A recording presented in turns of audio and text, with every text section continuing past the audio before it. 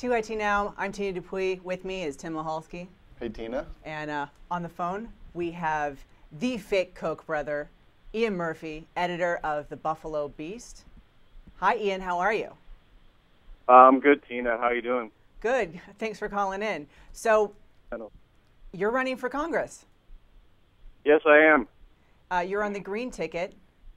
I'm on the green ticket in the 26th District of New York. That's the seat recently vacated by shirtless Chris Lee. Yes. And, yeah. So you have some big shirts to fill. Yeah. Well, I'm not as fit as Chris Lee, so I just on the website murphycanhascongress.com, I ended up photoshopping my head on his body.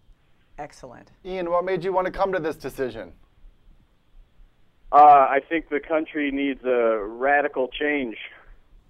It needs more sensible policies and an end to right-wing extremism and centrist Democrat policies as well.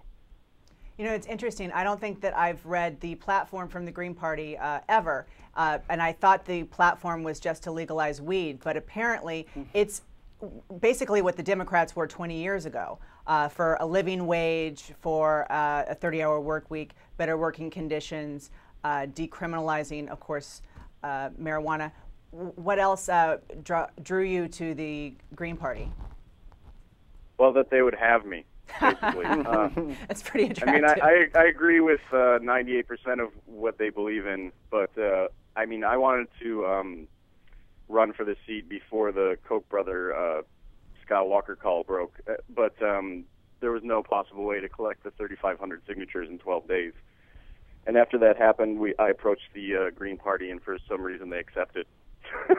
What's going to be one of the first issues you tackle if you win?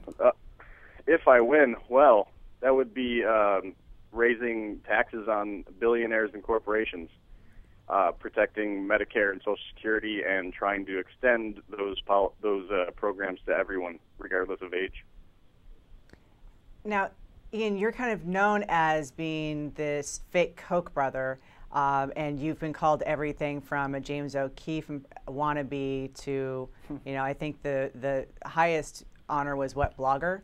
So yeah, people think that blogger. you're kind of a goof off because you were able to not laugh at Scott Walker for 20 minutes while he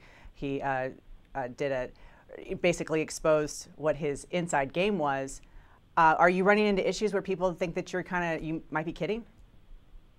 Yeah, and that's mostly coming from the local press. It's a combination of general local media blockout and people just saying I'm not taking it seriously. But my common response to that is that my opponents may be the joke candidates after all. Because I mean, someone like Jane Corwin, she's the Republican I'm running against. She can say something and be quoted in the Buffalo News as saying something like, you know, we need to get serious about reducing this deficit and cutting taxes.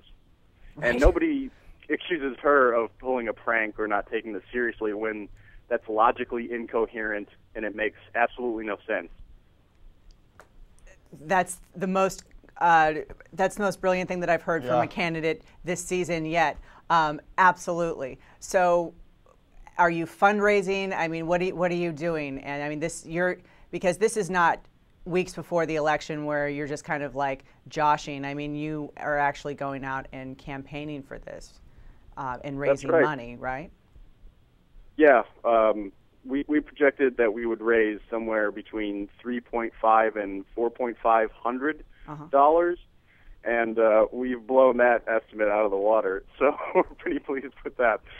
But yeah, I've been out in the communities, active on the blogs locally and nationally, and there's a lot to come. But a really interesting thing that happened a few weeks back was the local Tea Party group. Well, one of them. There seems to be a split in the Tea Party here.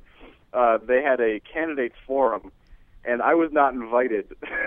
So I actually went and I rented a colonial era costume, and we had signs, and I was kind of just campaigning out in the parking lot.